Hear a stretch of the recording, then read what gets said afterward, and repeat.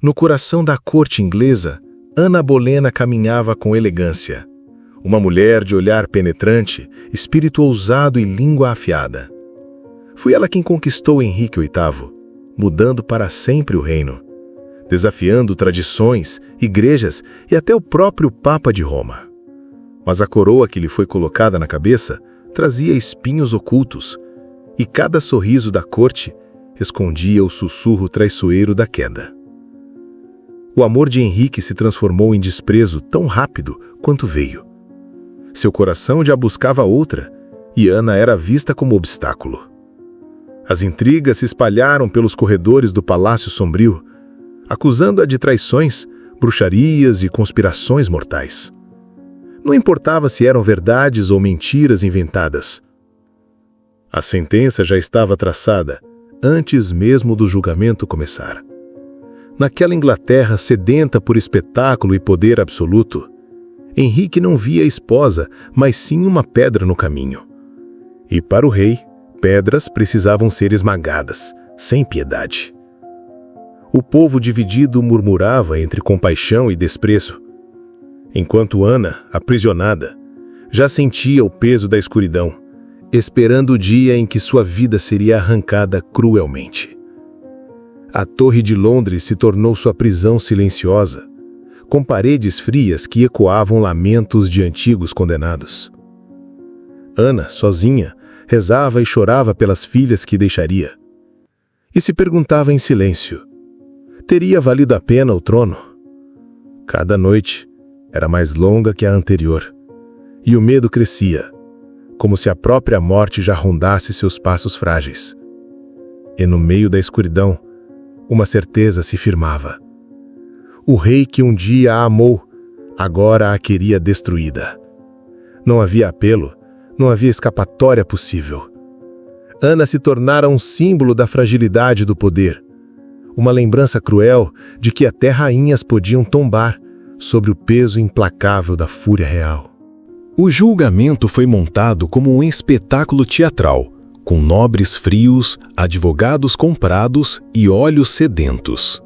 Ana entrou com dignidade, mas o veredito já estava escrito. Acusada de adultério, incesto e conspiração contra o rei.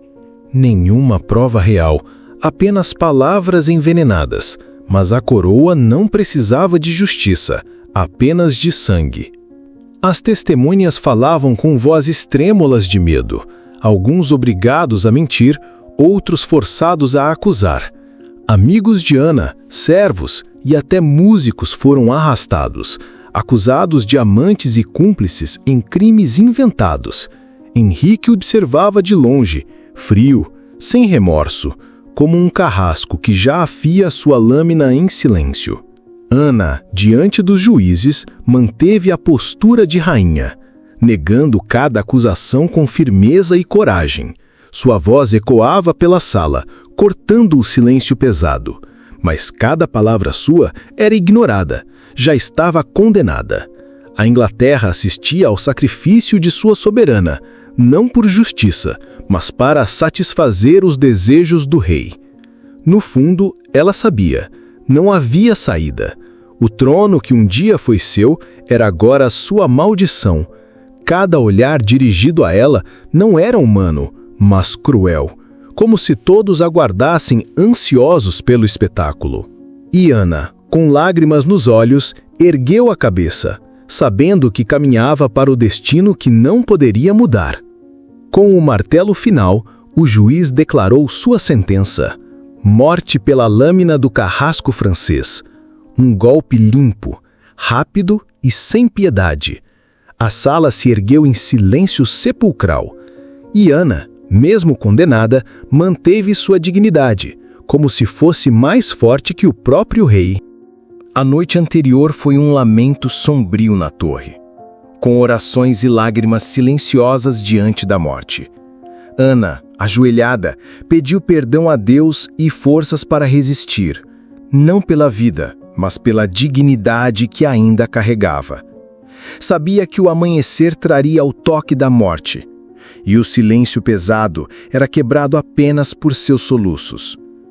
As mulheres que a acompanhavam também choravam, olhando sua senhora como se fosse um cordeiro sacrificado. Cada palavra de consolo era inútil e amarga, pois todos sabiam que não havia salvação possível. Aquele palácio, que um dia foi palco de sua glória, agora era o túmulo que a engoliria para sempre. Na escuridão, Ana escreveu suas últimas palavras, uma carta ao rei que talvez nunca fosse lida. Pediu piedade para sua filha, a pequena Elizabeth, e declarou inocência até seu último suspiro. Mas no coração, o medo queimava como fogo, e a solidão da torre parecia um abismo sem fim. A cada hora que passava, a morte se aproximava, com passos invisíveis que ecoavam nos corredores. Ana fechava os olhos e tentava lembrar sorrisos, os dias em que acreditou no amor de Henrique. Mas cada lembrança era como uma faca no peito, recordando que amor real nunca existira, apenas poder. E assim, entre lágrimas e orações incessantes, Ana aguardou o nascer do sol. Sabia que aquela luz seria a última que veria, e que seus olhos se fechariam para sempre diante da multidão. No silêncio da noite, aceitou o inevitável. Seria lembrada não como esposa, mas como mártir. O sol da manhã iluminou Londres com frieza cortante, enquanto os sinos anunciavam o espetáculo da morte. Ana caminhava com passos firmes, ainda altiva, vestida de simplicidade, mas com a postura de rainha.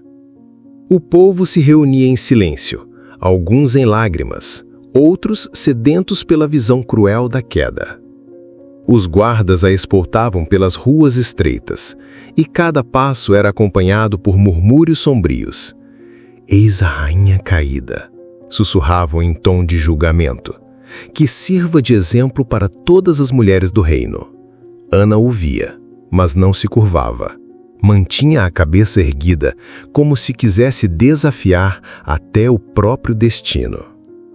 Chegando ao cadafalso, viu a lâmina reluzente. O carrasco francês já aguardava em silêncio mortal. Era um golpe rápido, dizem, mais misericordioso. Mas para ela não havia misericórdia naquele momento. O cadafalso cheirava à morte, impregnado de sangue, e a multidão esperava em silêncio sepulcral. Ana subiu os degraus com passos firmes, olhando a multidão como se pregasse seu último sermão.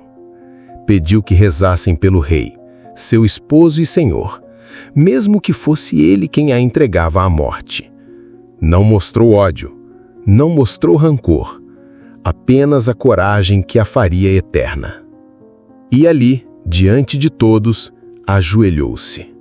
Sua respiração era curta, seus olhos brilhavam, enquanto o carrasco afiava a lâmina reluzente. Ana fechou os olhos e rezou em silêncio, sabendo que em segundos seu destino se cumpriria e que a Inglaterra veria o horror que o poder podia causar. O silêncio era pesado como pedra sobre a multidão. Ninguém ousava respirar enquanto esperava o fim. O carrasco, rápido, ergueu a lâmina mortal, e num só movimento a cabeça de Ana foi separada. O sangue escorreu pelo cadafalso como rio vermelho, e o corpo tombou sem vida diante de todos.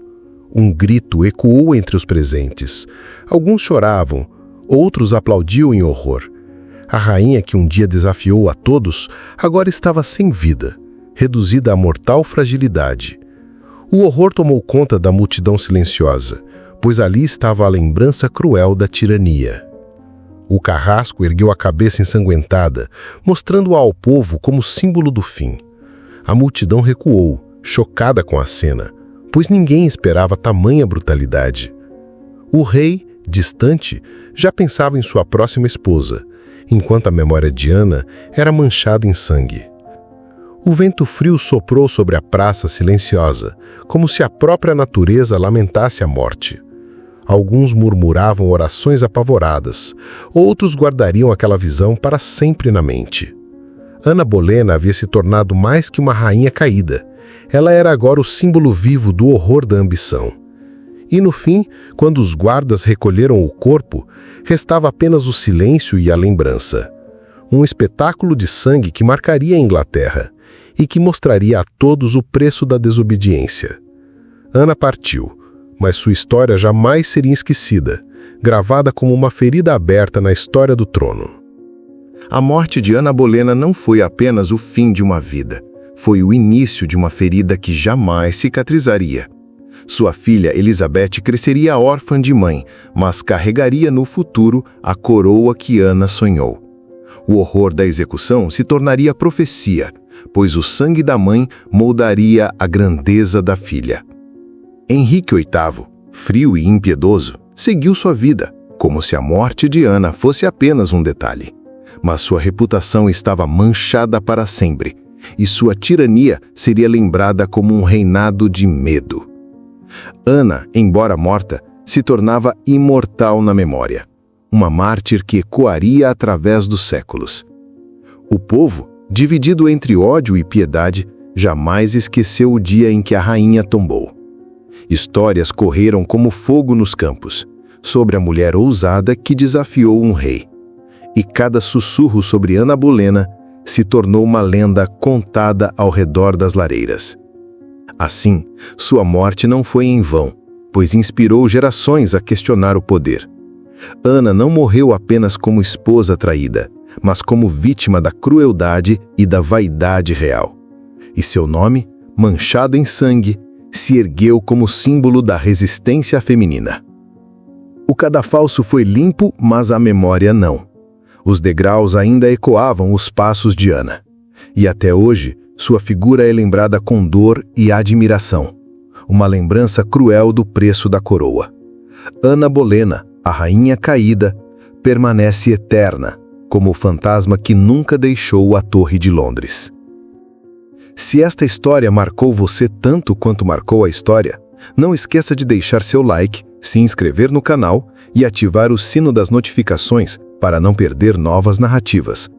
Compartilhe este vídeo para que mais pessoas conheçam o horror, a dor e o legado de Ana Bolena, a rainha que perdeu a vida, mas jamais foi esquecida.